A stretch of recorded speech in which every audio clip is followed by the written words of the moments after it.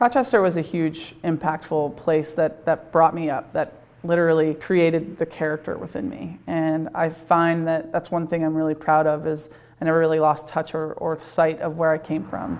This is where Abby Wambach is from, but oh, the places she's been. I think it's important that, in order to really fully come full circle, you have to remember where you came from. From a standout in basketball and, of course, soccer at Our Lady of Mercy, to a career which will end this week as the most prolific scorer in international soccer history, male or female. Wambach announced 6 weeks ago she's retiring. It's a really exciting moment for me to be able to leave the game better than I found it, as a world champion, and to kind of pass on that torch to those next generation studs that have this. 160 and counting. Wambach and her U.S. women's national teammates have set the bar high as you can set it, winning the Women's World Cup over the summer. I don't ever replay it because I lived it. I know exactly how it felt in the moment, and what a moment that was. Wambach's final game will be her final stop on a victory tour for the women's national team Wednesday at the Superdome in New Orleans. I'm completely content with the decisions and the choice of retiring. Of course, it's going to be emotional. The world stage has given Wambach a platform, which she intends to use to fight for such issues as equal pay for women. She recently signed a book deal, which she promises will show she's much more than just an athlete. It's not going to be just soccer. It will be about my life and the struggles that I've gone through and the amazing moments I've been able to achieve and have.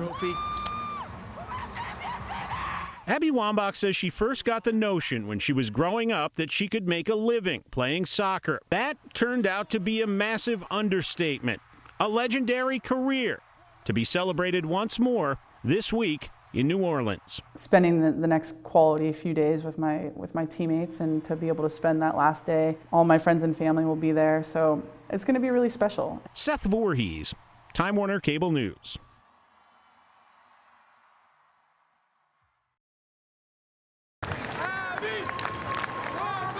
Inside an iconic building, a fitting place to call it a day on an iconic career. The reality is I'm complete about this career. Abby Wambach's beast. Yeah, Abby Wambach's beast. At the Superdome in New Orleans, it was crystal clear who the crowd favorite was. She's been playing so long and she's been so good. As Rochester native Abby Wambach took part in her last practice ever before her last game ever. She dreams big. She speaks big. Everything she does is big. I don't know. I just think that it's going to be a special moment for me. The match Wednesday versus China is the final one of a victory tour following the U.S. Women's World Cup Championship.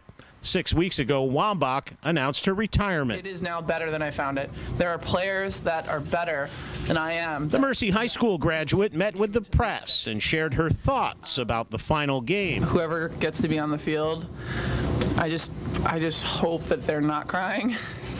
Because if somebody else starts crying, then maybe I will lose it. As the victory tour winds down, Wambach says it's given her a chance to reflect on her career, on those who supported her coming up in her hometown, and also what Rochester means to her.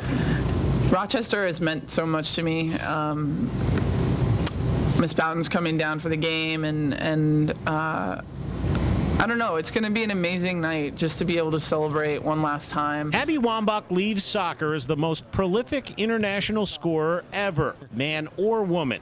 Solid in her decision to walk away, Wednesday promises to be a celebration. I don't know if it gets better, you only live once, so I wanted to make sure everybody was here to see this, and I don't know, watch out Bourbon Street, it's going to be a fun night.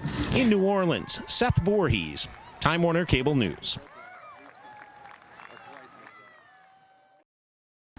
There's something significant about tonight. In New Orleans, the crowds arrived knowing they were in for something special. I brought a lot of tissues with me, and so did he. That included Abby Wambach's parents. Not to mention more than 30,000 other soccer fans there to see the legend in her final match. This has been a day for us of all kinds of different emotions. We've been up and down and in and out, and really can't believe that here we are at the end of her career. USA! USA! The game against China brought adoring fans. She's epic. It's the sport. She's done so much for this sport, and I think that it's great. It also brought out those who've known Wambach the longest. About her sophomore year, I said to a reporter, I said, one day she will be an Olympian. Kathy Boughton coached Wambach at Mercy High School and has watched the one-time New York State Player of the Year turn into a legend. You know, I've kind of lived my life watching and following a great athlete who I was the luckiest coach in the world to be able to coach Abby, and I feel blessed every day.